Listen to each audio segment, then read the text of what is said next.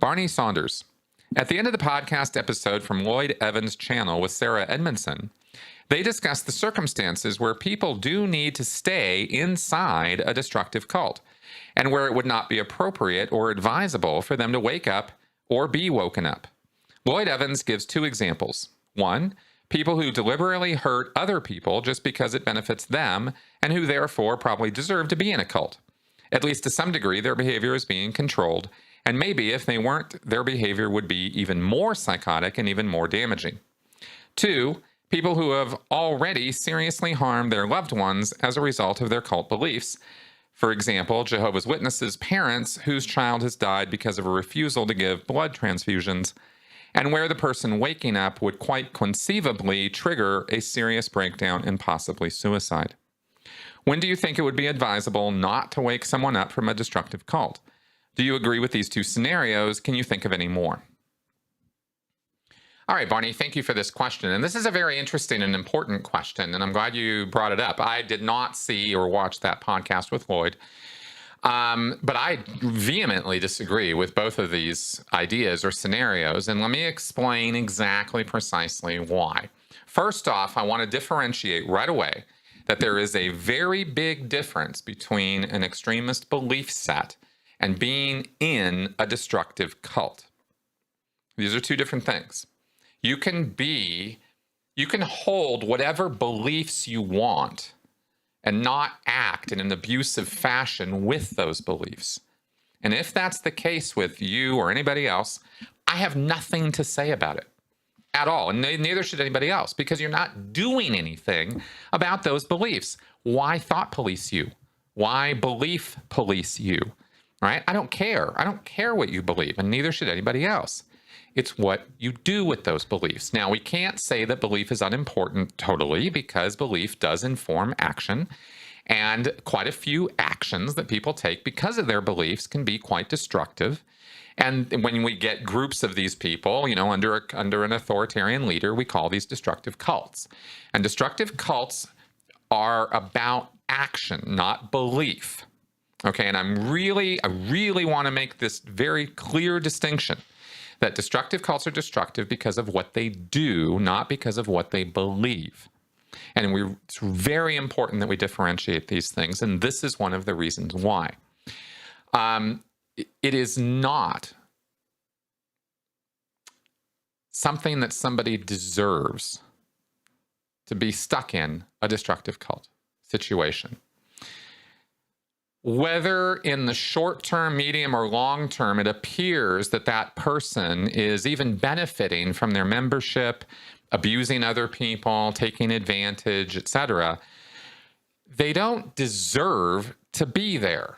There isn't a single human being who deserves, because of their very existence and nature, they have earned the abuse that is rained down on them in that authoritarian situation. That simply isn't true. There isn't anybody who deserves that. When people deserve punishment, we put them in a court of law, and we have laws, and we judge them accordingly. And while there might be all kinds of ideas and attitudes and opinions about the morality of this, that's just what those are. They are opinions. My opinion is nobody deserves to be abused the way that a group like Scientology or the Jehovah's Witnesses abuse people. They threaten their lives. They actually are responsible for people's deaths. Somebody deserve that? No, nobody deserves that. Okay, so I'm just going to take that argument off the table, okay? Regardless of what they did in the cult, that doesn't mean they deserve to stay there. Even David Miscavige. He doesn't deserve it, not because of his very existence or because of who he is. He deserves all kinds of things. Don't get me wrong. His crimes should be punished. He is responsible for those. But you see the point I'm making here. It's a little bit of a different thing here, okay? And this is kind of important, because if this is the kind of question that's going to inform how we look at cult members, then I have to be super specific and say not one of those people should be there. Not one person who's stuck in Scientology should have to be there. Not one person who's stuck in Mormonism should have to be there, or not one person who's, in Oregon under one of those holy hell sort of things deserves to be there. Okay, I think I've beaten that down enough that we're clear on that. Okay, now, as far as people who have seriously harmed their loved ones as a result of their cult beliefs, maybe they wake up and they're going to have to deal with that. Well, yeah, they are going to have to deal with that, and they should deal with that, because that's the honest way that you take responsibility for something.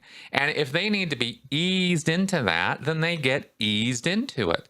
Exit work and getting people out of cults is a pretty difficult and time-consuming and energy-intensive activity, and it takes what it takes to get a person out. It might take years to get somebody out. Just working on them and working on them and working on them at their comfort level, not yours, right? You got to deal with the person in front of you. And if the person in front of you has done horrible things, criminal things, they have to be brought around to seeing that and dealing with that and taking responsibility for it. And obviously, you would never do something like that in such a way as to overwhelm them or beat them with their guilt, or try to make them have some kind of psychotic episode or trigger a breakdown. No. You don't want any part of that. So you have to ease the person into it. And people who do exit work and recovery work generally understand how this kind of thing goes, because they're not very successful at it if they don't. So that's what I can say about that, right? Is you need to ease the person into it. You need to do it responsibly. But if you do it responsibly, you can help the person out of that situation so they aren't thinking that way anymore, and they don't kill themselves or beat themselves mercilessly about it in the process. And you've heard me go on at quite a clip on this show about hindsight bias and about what we are and are not responsible for, what we did and didn't cause in our past. And this is important stuff. So it's not a bad question to ask. It's just I'm very disappointed that there was, this agreement that, people should be stuck there, that should just be left to rot in a destructive cult. They shouldn't. That's just not right. However, if you can't do it right, if you can't get the person out in such a way that you can ease them out, that you can deal with them as a human being first, that you can show some compassion for them. Even you don't have to empathize with them. You don't have to, feel what they feel, but you do have to have compassion for the person you're assisting out of a cult situation. And it can be quite trying. It can be quite difficult to do. So I can understand why in frustration or upset or anger or some misguided idea of karmic justice, people might have the idea, and I'm not calling out Lloyd or Sarah or anybody by name here. I'm not. I mean, in very general terms, if there is a person, anybody who doesn't understand how this stuff works, how exit recovery works, how counseling works, and what it takes to ease somebody out, then I can see why they would immediately jump to, oh, well, screw that person. Yeah, fuck them. They deserve it. They've done such horrible, awful things that they deserve everything that that they get. Well, I've certainly been on that vengeance bandwagon myself plenty of times. But if I'm really putting my academic hat on here and I'm being really serious about answering this question and taking my own personal emotions out of the picture, then I have to say these things, right? Because it would be easy for me to go, Miscavige, Rathbun, all these guys, they deserved every bad thing that ever happened to them. No, they didn't. Nobody deserves Scientology. No one. And that's the real truth of the matter. So I hope that answers the question. I really beat that one down hard. Now, all that being said, let me come back around to how I introed my answer to this: belief sets versus cults. Okay, let's talk about people who have extreme beliefs. I don't think there's any reason necessarily to dogpile on somebody who's got some weird ideas or beliefs if they're not doing anything wrong to anybody. if those beliefs are not informing abusive action, leave them alone.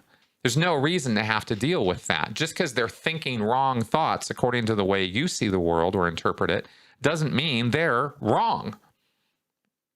Just doesn't, right? In general terms, that's just a disagreement. That's not moral right and wrong. And you can be as sure as you want to be that you're morally right. But when it comes to somebody else's thoughts, you just don't get to police them.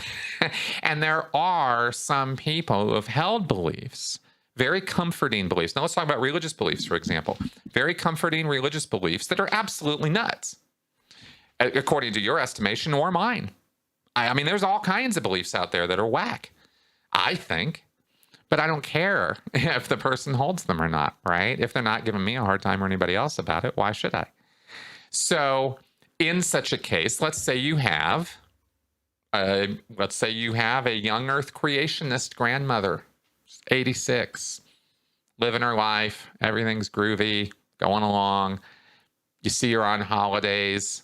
She talks about, maybe drops a few things about how the earth is only 6,000 years old and the dinosaurs and people were walking hand in hand and, some of these crazy ideas. Well, that's nice, Grandma. Thank you very much.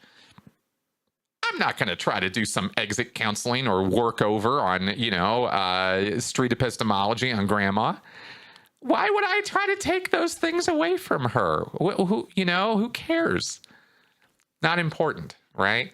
And in such a case, if I were to try to start working her over and get really invasive and insulting and really work her over, and let's say I succeed and now she doesn't have that comfort anymore. And I just took that away from her. I mean, that's kind of cruel, as far as I'm concerned, it is. And I hope we see the difference here. Those are the two scenarios I wanted to kind of throw out there in answer to the question. Let me know what you guys think. I'm curious about your feedback on that.